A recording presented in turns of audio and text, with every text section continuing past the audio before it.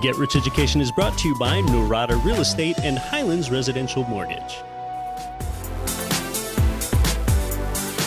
Welcome to Get Rich Education with Keith Weinhold, giving you information and ideas on the investment that has turned more ordinary people into millionaires and billionaires than anything else, and can provide you with more wealth and happiness than you ever thought possible.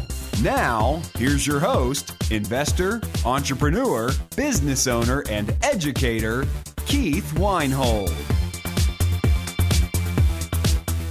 Welcome to Get Rich Education, episode 138. Hi, I'm Keith Weinhold, bringing it back with impact because I've got that drive to help you build your wealth. Well, what do you do when you've run out of your own money to buy real estate? You've probably already enjoyed leveraging your down payments for a while here by using other people's money for the loan. Well, what you're going to do is use other people's money for the loan and use other people's money for the down payment too. That's exactly what you can do when you've run out of your own money. We're going to discuss that with our guest shortly, but first, I'm going to have an announcement to make to you on a future show about Get Rich Education's first book. A Get Rich Education book? Yes, a Get Rich Education book. And I'm the sole author of the forthcoming book. And I can tell you already that my book will break some of the, rules of traditional book publishing. I've already told my book editor, which is basically the proofreader of my content, that we're just not going to take all of her suggestions from the old book world, and we're going to do things differently to give readers what I think they want. I'll tell you more about my upcoming book on another show. Today, we're talking about how you can profit from urban real estate investing. And then secondly, we're going to talk about real estate syndication, which is sort of a complex sounding term, syndication. But syndication just means that you can identify a real estate deal out there and pool other people's money together to fund that deal rather than using your own funds. And you get a piece of the profit by connecting your investors, whom are often busy professionals, to a deal that they just wouldn't have the time or inclination in performing their due diligence upon. And that's something that you might very well possess. Today, we just happen to be talking about more urban development and new construction rather than existing, but you can pool other people's money with syndication for urban, suburban, or rural real estate. You can do it with residential, commercial, storage, resort, a car wash, a parking garage, or most any use type. And, you can even syndicate property that you already own. Yes, you can take property that's already in your portfolio and have a piece of what you currently own be bought out by others and profit that way. Now, we've talked about syndication before here with Russell Gray and some others. And by the way, Russell Gray is co-host of the Real Estate Guys radio show. Check out that show if you haven't. Let's meet today's guest. Today's guest spent the first 25 years of his career in the high-tech industry, including chief operating officer and vice presidential roles in those companies. In fact, he's been a tech company founder. He was awarded patents, and for about a decade, 54% of the phone calls in North America were routed by a chip that he designed. But he's since made a turn. In 2008, he began investing in real estate, probably a great time to get in there, 2008, when a lot of people were getting scared and getting out. The past 9 years, his professional life has now been focused on real estate investment. He's Canadian, and in fact, today he is the president of the Ottawa Real Estate Investors Association. He's regularly on television and on stage across Canada and the United States. Welcome to Get Rich Education, Victor Menasce. Great to be here. Yeah, it's good to have you, Victor. So tell us, being a Canadian and investing in U.S. real estate, what are just some of those big picture differences between investing in income property in Canada and the U.S.? Probably the biggest is that most Canadian markets are very homogeneous. The difference between the top income bracket and the lowest income bracket is much more compressed than it is in the United States. The U.S. has much more diversity economically, so you have much more wealth, but you also have much more poverty. And you have those in close proximity to each other. So, for example, in my city, Ottawa, which is the nation's capital, a 3-bedroom townhouse from one end of the city to the other probably only going to vary by about $30,000. You don't see that in American cities. You can have a very hot gentrified neighborhood in virtually any American city and with lots of coffee shops and art galleries and all that kind of stuff. And you go 2 blocks too far and you're in the hood. And we just don't have that here. But that situation in American cities actually creates opportunity. It's those dislocations in value that creates tremendous opportunity. And so our markets here are very stable. They don't fluctuate that much, although Toronto's an exception. Toronto has seen tremendous growth, primarily due to influx of population. They're adding about 80,000 residents a year. There's very few cities, even in America, that are seeing that kind of growth. But overall, I would say our markets are quite stable. Yeah, so in the United States, you have more of this sort of class segregation. And now you've done urban development projects, and you've kind of found a way to, I guess, exploit or take advantage of or create value through this kind of geographic class segregation. Tell us about that. Exactly. We call that strategy buy on the line, move the line. So what is the line? It's that line that I just talked about between that really hot neighborhood and the so-so neighborhood right next door. Now, if that line is a municipal boundary or a school district or a freeway or something that's not easily movable, it is actually quite difficult to move that line. But if the line is arbitrary, it's just because, on this street, historically, it was a lower income neighborhood. It is possible to redevelop on the wrong side of that line and now start to borrow value from the expensive neighborhood next door. So, you just literally buy on the wrong side of the line, redevelop, and now the line's on the other side of your property. Now, if you just do one or two, it's not enough to convince the marketplace. You do 5 or 10 or 20, and the market says, oh, I get it, the line has moved. And you now are essentially playing what I would consider to be a large developer's game on a small scale. You're not relying on the market to set the value. You're setting the value by creating forced appreciation, buying at a deep discount to the expensive market. Sometimes it's not so much finding the line and following it. It's sort of making the line and moving the line yourself. What cities do you do that in, and how do you identify that? I mean, every city has that band of real estate outside the downtown core that has been neglected for 30 years. And, we've been very active in Philadelphia, just north of the downtown in an area called North Philly. To the south, immediately to the south, is a very expensive neighborhood called the Fairmount District, where, let's say, a townhouse might go for $500,000. You go one block too far, and that exact same townhouse a block later is half the price. If you redevelop, you can really create a tremendous amount of value. We bought a property for $19,000, literally a block away from the Fairmount District. We put a fourplex on it. We spent about $450,000 on that fourplex in total investment, and it appraised at $620,000. So we had a huge, huge amount of value creation simply because there were no comps. What other brand new fourplexes were there in North Philly? There weren't any. So the only place you can get a comp is the next closest thing. So we're talking about urban infill development here, going ahead and filling in with a new property or new construction, or perhaps it's a renovation around existing properties that already surround it. So what are you sort of doing? Are you usually tearing a place down that's there? Are you starting with a vacant lot, or both? All of the above. If there's a structure there that we can reuse, sometimes we will. We'll often just demolish the interior of the building, keep the stone exterior, and put a new building on the inside, so we have a lot more control of the finished product. I find that renovations tend to have a lot of surprises. So if you can control your budget from start to finish, it's much more predictable. Sometimes we acquire vacant land. Sometimes we will demolish.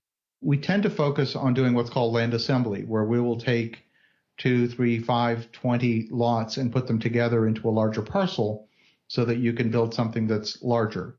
We're always going after land that is zoned multi-unit residential. Occasionally, we'll try and get something rezoned, but that's a riskier proposition, both in terms of feasibility and timeline. And so we tend to try and do things by right, what's permitted in the zoning code.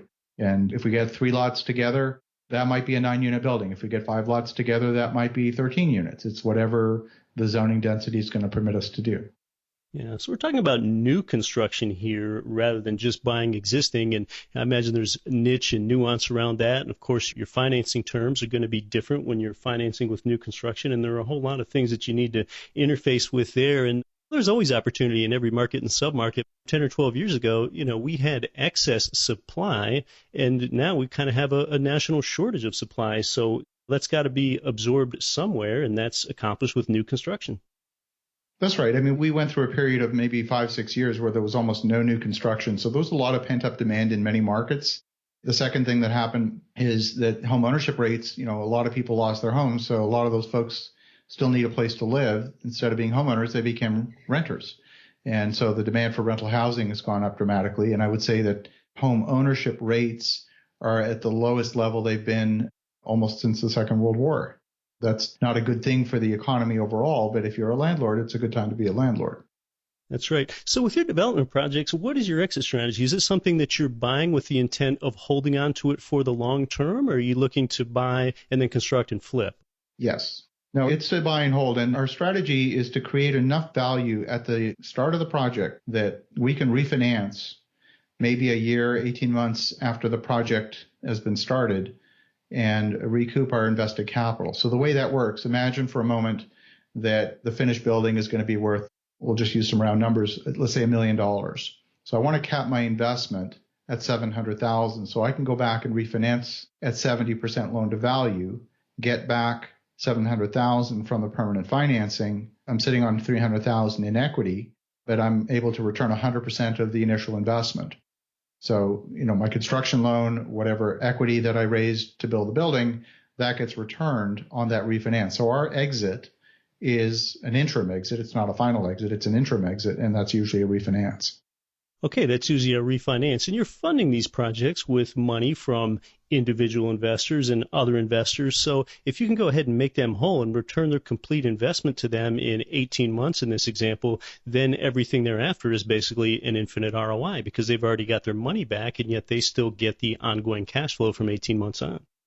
That's correct. And plus whatever share ownership they have in the property when the property is ultimately sold way down the road.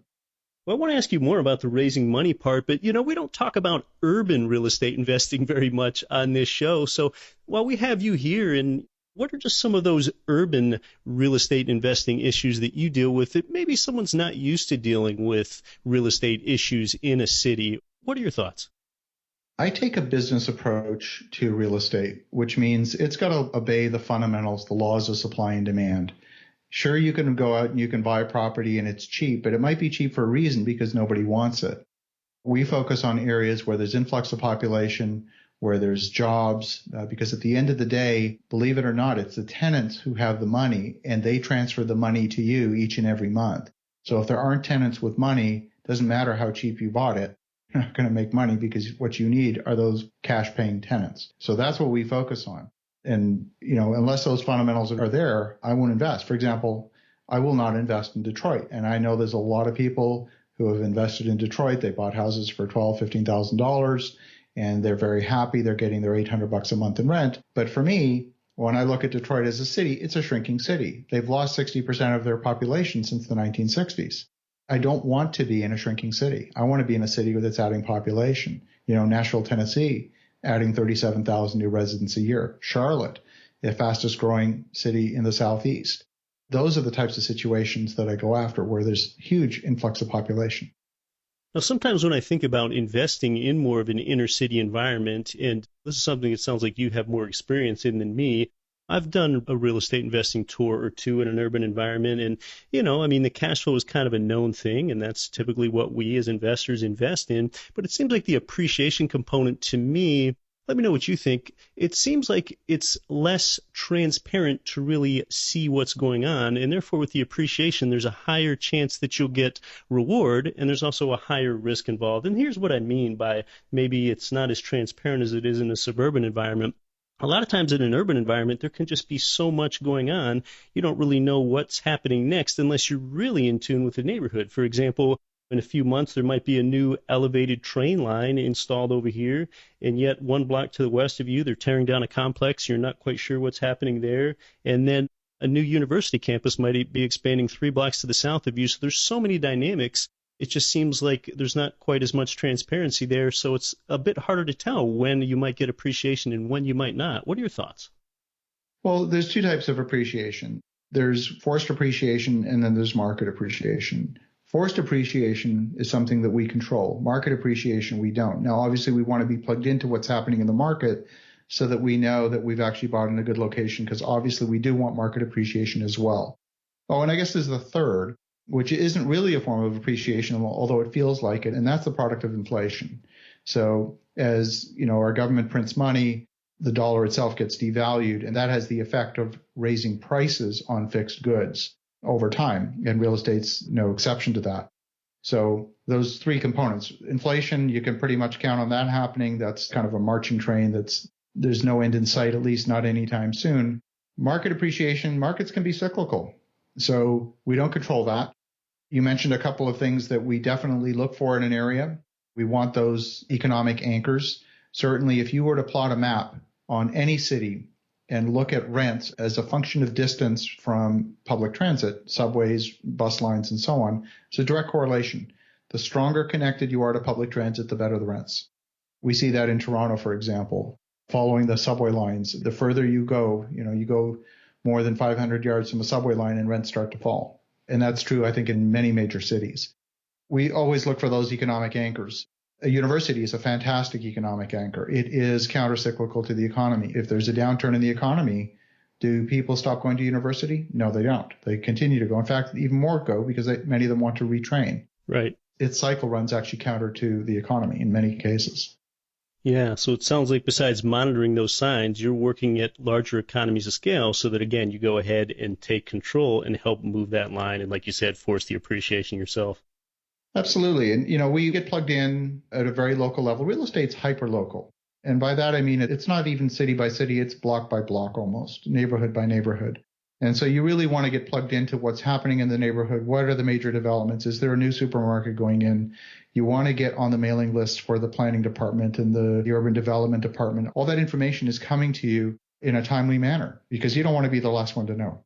Right. In addition to those sources, are there any online sources that you like to utilize to try to go ahead and detect trends in these urban markets? Absolutely. We go to the land registry office or the county recorder office and we look and see what's happening, in terms of who owns what. You can drive down a street and you can look at the streetscape and draw a certain conclusion, but that doesn't tell you what's coming in the next 12 to 24 months. If you go to the land registry office and you see that, one company has bought up 12 properties in a row, that's not an accident. There's something coming, and that's where you need to pay attention. That's the leading indicator of what's happening in a marketplace. So we go to the county recorder office, and when we do this very regularly, we figure out what's happening, who's buying, who's interested. And some of these folks, sometimes we might do a land assembly and decide not to do the project. We may then look at who's developing around us and then just flip that land to that other developer. We've done that a few times. So that's another way to get your exit strategy. Because sure, if you discover that someone bought 12 lots in your area, you're thinking, what do they know and what are their motivations and how does that shape what you're going to do? Correct. And we'll often talk with them and sometimes we'll even partner with them. Real estate development is not a competitive sport. It's a team sport. And if we're looking to raise values in a particular neighborhood, we also want to encourage other people to do the same thing because otherwise we have to do it all ourselves. If someone else is adding new product in the neighborhood and bringing up values, that helps us. It's a team sport because it's a relationship business, and part of those relationships is getting relationships with investors that go ahead and fund your project. So we're going to come back and talk about that. You're listening to Get Rich Education. Our guest is Victor Menasce. I'm your host, Keith Weinhold. Are you having a hard time finding great investment properties? Unfortunately, the best deals are rarely found locally. Successful investing begins with the right properties in the right markets. Norada Real Estate provides everything you need to invest in the best deals across the U.S. Our simple, proven system will help you create real wealth and passive monthly cash flow. Get your free copy of the ultimate guide to passive real estate investing at noradarealestate.com/guide. That's NORADA realestate.com/guide. Are you looking to invest in your first investment property or grow your existing inventory? Highlands Residential Mortgage can help, offering down payments as low as 15% and credit score requirements down to 620. Their streamlined process is designed to help investors close their loans quickly and without any surprises. You need someone who knows cash flowing real estate and can help guide you through the muddy waters of today's lending environment. So call Graham Parham today, toll free at 855-326-6802. The Parham team can help you purchase or refinance any of your 1 to 4 family investment properties. NMLS number 195724, 12001 North Central Expressway, Suite 750, Dallas, Texas 75243. Equal housing lender, not licensed in all states. Hi, this is Russell Gray, co-host of the Real Estate Guys radio show, and you're listening to Get Rich Education with Keith Weinhold. Don't quit your daydream. Welcome back to Get Rich Education with our guest, Victor Menasce. Victor is the author of the book about raising capital. It's called Magnetic Capital. Victor, one thing that some run into in an urban environment that you don't typically see in other environments, and these often correlate with those coastal geographies in the United States, it seems, is that of rent control. And rent control, not a very capitalistic notion. What are your thoughts when government goes and institutes rent control policies? I wish politicians would read and study economics, because when you do, you would discover that rent controls long-term actually disadvantage the very people they're designed to help. Right. And that's the sad truth, because at the end of the day, rents aren't the problem. Rents are the symptom. It's like saying, doctor, I've got a headache. So the government solves that by putting a price cap on aspirin. Well, wait a minute. That's not going to solve the headache. Aspirin isn't the cause, and it's not because of an aspirin deficiency in the bloodstream that you have a headache. There's some other reason. So what they need to do is they need to look at the root cause. The reason rents can be very high in some places is because the underlying real estate is expensive. Let's say I'm working in retail on Avenue of the Americas in Manhattan. It's not my birthright to have affordable housing on Central Park West. It just isn't. And the marketplace has decided that real estate is going to sell for $4,000 a square foot. There's no way that you're going to make that affordable housing. It's just not possible. So trying to impose rent controls artificially because the underlying real estate's expensive doesn't solve the problem. All it does is it takes that product out of the marketplace. And so now those people that own those properties are not going to rent them. They're going to repurpose them. They're going to turn them into something else. They'll turn them into condos. They'll do something else where it makes economic sense. And when that happens, you're taking rental stock out of the market, which reduces supply. And when you reduce supply, what happens to rents? Well, guess what? Rents go up. It kind of defeats the purpose. And that's just the sad reality.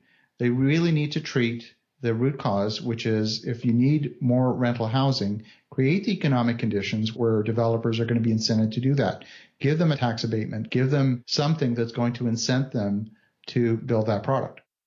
That's right, absolutely, because rent control, which effectively puts a cap on the rent amount that we can charge as investors, when we're going ahead and we have to face with that as investors, we're thinking, now what incentive do I have to want to go ahead and improve my property at its existing use type? We don't have any.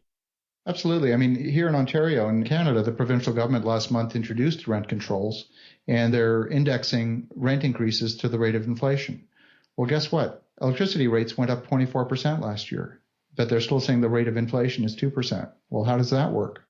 So at the end of the day, if it doesn't add up, at a certain point, people will stop putting properties on the market for rental. And in many cases, landlords are not intentional landlords. In many cases, landlords are accidental landlords where they have, let's say, tried to put a property on the market to sell. They weren't able to sell it. Maybe there was a surplus of that particular product in the market. So they say, well, you know what? Rather than have negative cash flow, I'm going to rent it out and then maybe try and sell it in a couple of years. So there's a lot of accidental landlords out there. So the notion that landlords are getting rich off the back of tenants is simply not true. That's a good point about intentionality, and that's something that we don't think about a lot because as listeners here, we are rather intentional real estate investors.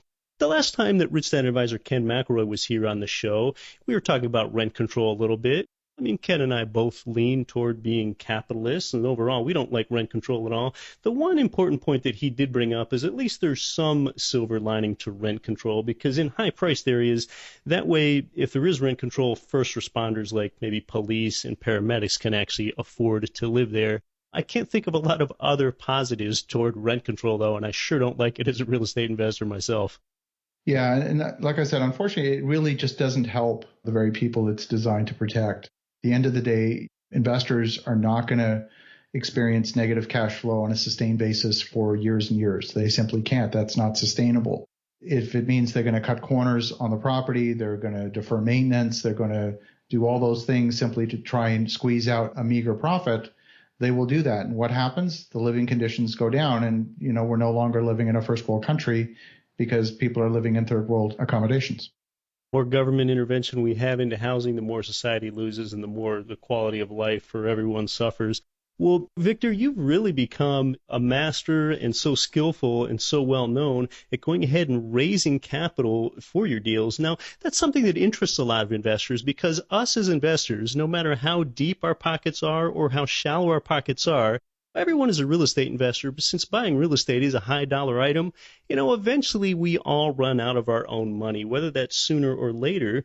So what does a real estate investor do if they want to get out of the rat race and they can't control property that they put into their own name? Well, one thing that they can do is go ahead and identify a deal themselves and pool money for investors and get a stream of income that way from going ahead and identifying the deal and doing the due diligence and having the relationships to go ahead and buy a large project. So tell us just a bit about how one might go about and do that, and how does one start raising capital and pool money and aggregate money from other investors, which is what's known as real estate syndication in the business. Tell us a little bit about how one gets started and the mindset around that. Well, the first thing I hear when I talk to, in particular, rookie investors and folks that are new to raising capital, many people are very uncomfortable asking for money. Right.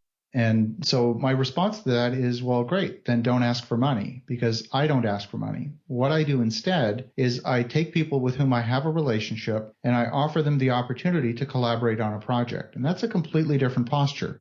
In fact, because I have a relationship with them and I have an opportunity that stands to make a tremendous amount of money, it would actually be disloyal to them not to offer them that opportunity. So it's a completely different posture. And when you do that, now it takes an awful lot of the pressure off. I'm never really desperate for money. I'm simply offering people the opportunity. I'm very secure in the projects that we're doing. I know that they're good projects and that they're compelling. And so I don't ever feel like, well, I need your money. That's never the case. If it's a fit for you, then perfect. Happy to have you on board. If not, that's okay. The relationship's more important. That's really the perspective. And when you adopt that, like I said, it's game changing.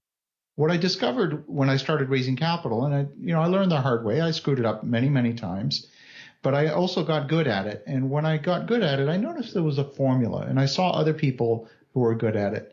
And I really discovered that there were 5 basic principles. And when you meet all of those principles, raising money is relatively easy. And when one or more of those are missing, that's when it gets hard.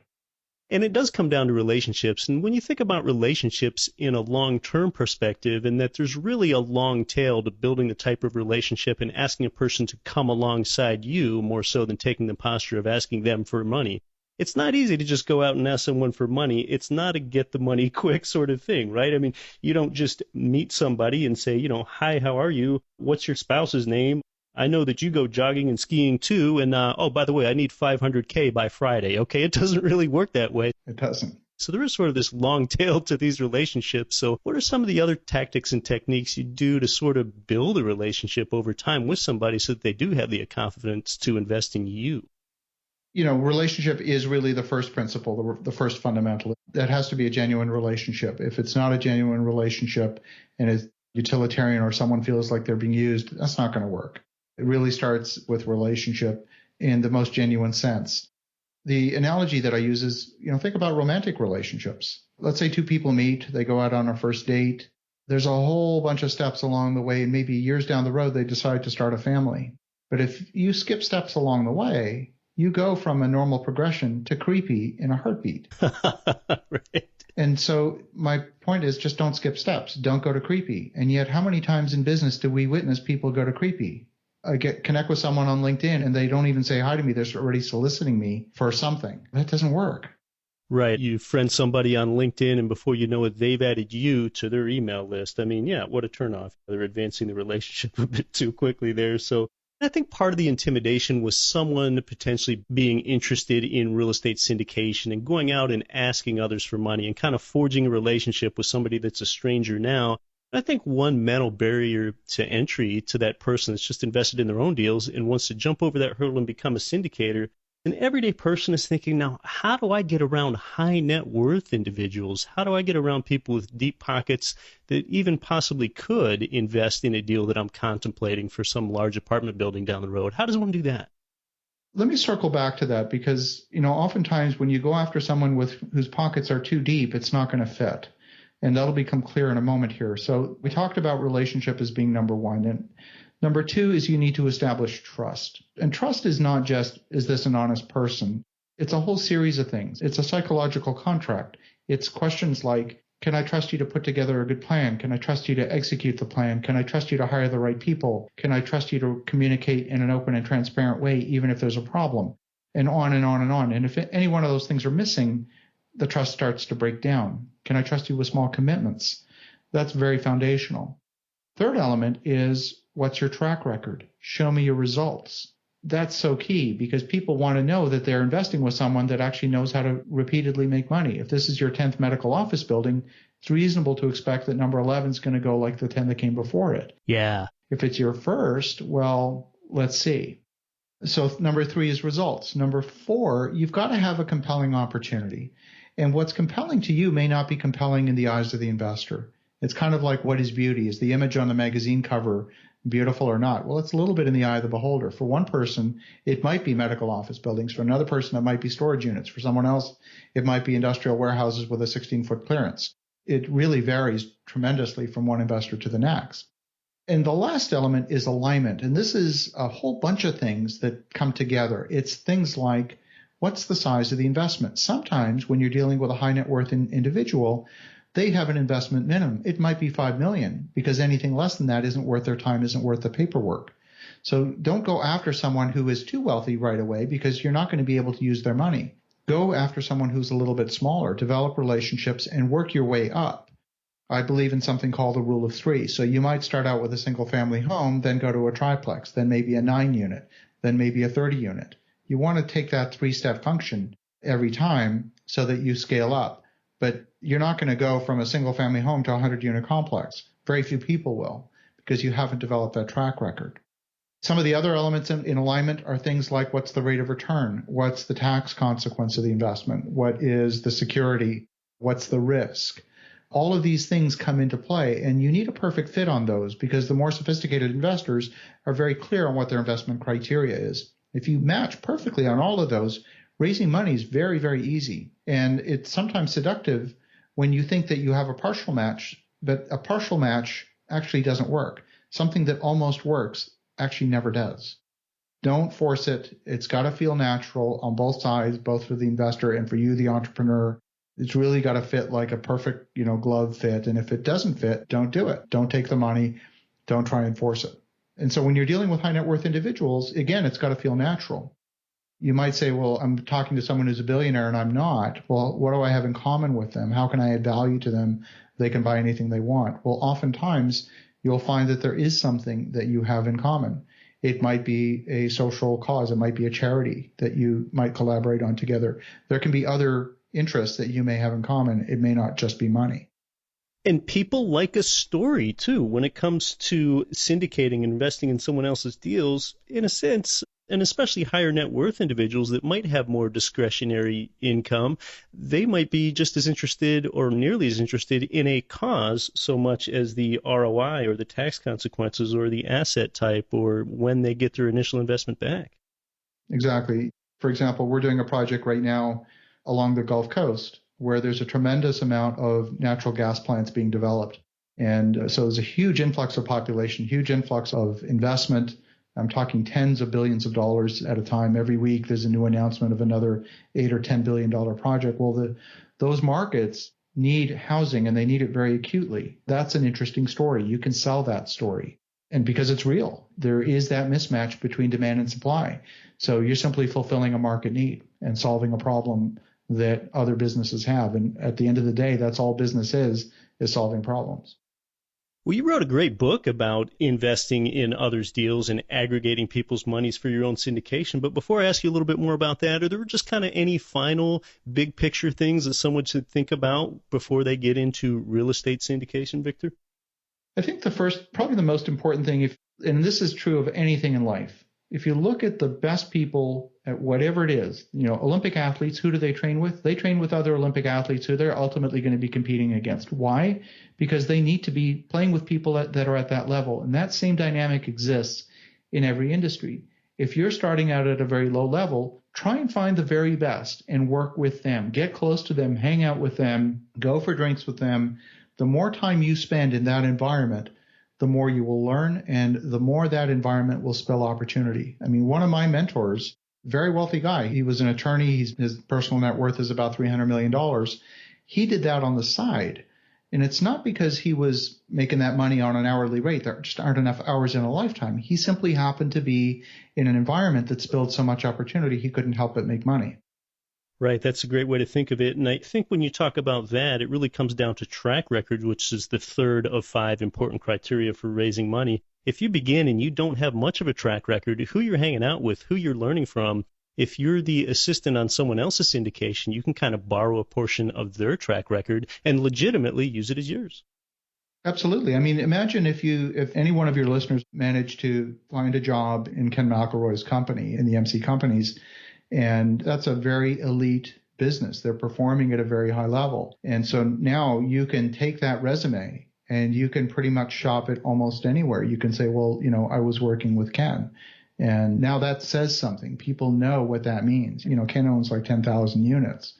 And he performs at a very, very high level in every aspect of his business. I got to spend a lot of high quality time with him about a month ago, and I'm very impressed with him. He's a real sharp guy.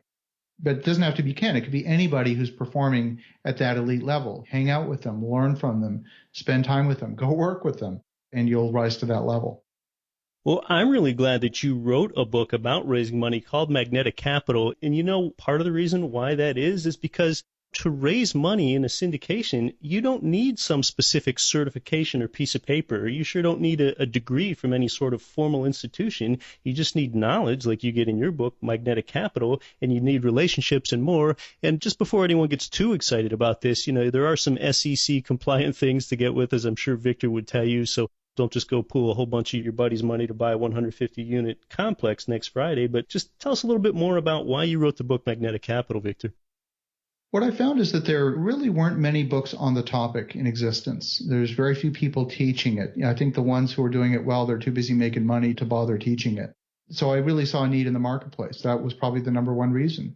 And, it's funny. I was actually on another radio show. I was originally planning to write another book. I was working on another book, and I was on a radio show, and my business coach actually heard the interview, and he said, Victor, there's a book there.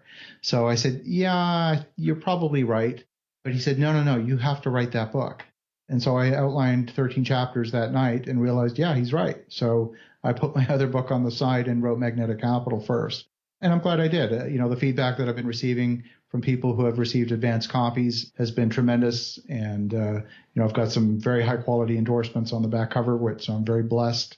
I was also very blessed to have Robert Helms, one of the real estate guys, write the foreword of the book. Yeah. So I've had some, very good contributors, both to the book itself as well as reviewing it. So I'm very blessed. Well, how can someone get a hold of Magnetic Capital, and how can our listeners connect with you? You can order it directly from our website at victorjm.com. That's victorjm.com. It will be out late towards the end of June on Amazon. We're launching in June, but it's not on Amazon yet. So in the meantime, order it from victorjm.com. And if you want to get in touch with me directly, you can just email me at victor@victorjm.com. I'd be happy to answer any of your questions. Victor Menasce, it's been valuable. Thanks so much for coming on to Get Rich Education. My pleasure. Great to talk to you. Well, I like how Victor talks about moving the line, that dividing line between a higher class area and a distinctly lower class area within an urban environment. You can identify a submarket like he has near that border where the line is gray, and with some scale, you can actually move that line and add value that way. That's exploiting an opportunity like he's doing in Philadelphia and doing it outside of his Ontario market, since there's less of a class distinction there in his home country of Canada. And I know what he's talking about in Philly there, where, for example, you've long had that line between Center City and North Philly as you move north on Broad Street. New construction is a great way to serve a larger picture need, too, as there's a national shortage of supply, and so new construction has got to bring more inventory online. Think about where people are moving. You've got more people moving to urban areas, and this is after years of decennial censuses where the population had previously suburbanized more. So this is serving a need, it's using a trend as your friend, and it's being creative all at the same time. So I really like talking to Victor so much here. One thing you can do as an investor that's run out of your own money for deals is that next level thing. Be a syndicator by buying a distressed asset that might not have high occupancy because it's fallen into deferred maintenance. Buy it with your investor's money, renovate it, then get higher occupancy and higher rents following that renovation, then get the higher appraisal so that you can refinance, say, 18 months after your initial purchase. and then you can return 100% of your investors' initial investment back to those investors. And now with their money back, they essentially have an infinite ROI going forward. And then think about how likely they're going to be to want to invest with you again. That's sort of the classic buy, renovate, and refi strategy, and you're doing it largely with other people's money. If you think that you can't find opportunity in circumstances and that limits what you can do now, well then make opportunity and create positive circumstances like Victor's doing. Now, 2 weeks ago, we did an episode about how to give yourself a pay raise and how to give yourself a promotion. And if you remember, giving yourself a promotion had to do with you focusing on outsourcing your self-management to a property manager, and that way you've promoted yourself to a higher use task. Now, if someone thought, well, maybe they want to keep self-managing because they like real estate and they just don't know what a better and higher use of their time is, well, one thing you can do is ditch management and you could promote yourself to syndication. That's potentially a better and higher use of your time than self-management.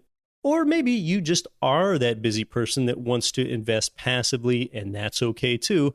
So if you want to learn more to see if real estate syndication is that right next level thing for you, I'd tell you 3 things. Number 1, check out Victor's book, Magnetic Capital, to see if syndication might be right for you. Victor also has a magnetism scorecard on his website so that you can check your interests and abilities against those 5 fundamentals of raising capital to see how magnetic you might be in raising capital. Secondly, if that seems to fit your interests, you can attend the Real Estate Guy's Secrets of Successful Syndication Seminar, which I've attended before, and you can learn more about that event at getricheducation.com/events. Victor is part of the faculty there. And there, I like how they say that this is how you can get rich by helping rich people get richer. You'll also learn the legal. Then thirdly and finally, you can potentially join that group's syndication mentoring club for even more help. In fact, Get Rich Education's own John Collins just joined that club. Again, start with Victor and his resources at victorjm.com. Thanks today to the talented Victor Menasce. I'll be back with you next week to what? Help you build your wealth. What else? Don't quit your daydream. You've been listening to Get Rich Education, telling you what the wealthy won't tell you about real estate and investing. Nothing on this show should be considered specific, personal, or professional advice. Please consult an appropriate tax, legal, real estate, financial, or business professional for individualized advice. Opinions of guests are their own. Information is not guaranteed. All investment strategies have the potential for profit or loss. The host is operating on behalf of Get Rich Education, LLC exclusively.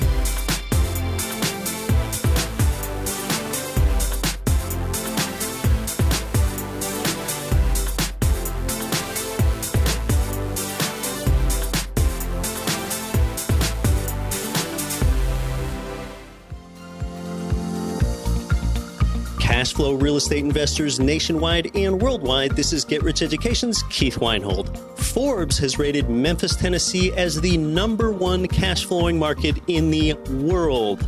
Our good friends at Mid-South Homebuyers have been Memphis's premier turnkey real estate provider for 14 years with a stellar reputation and an A+ rating with the Better Business Bureau. Owner Terry Kerr was born and raised in Memphis. Yeah, he knows the market and has renovated and sold over 1,000 houses in the Memphis area. Find out what their many repeat buyers already know.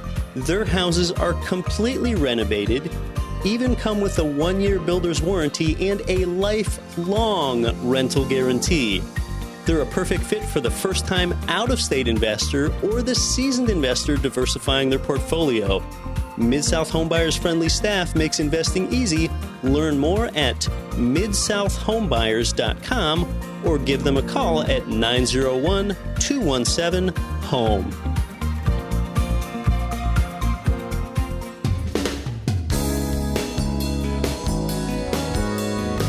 The preceding program was brought to you by your home for wealth building, GetRichEducation.com.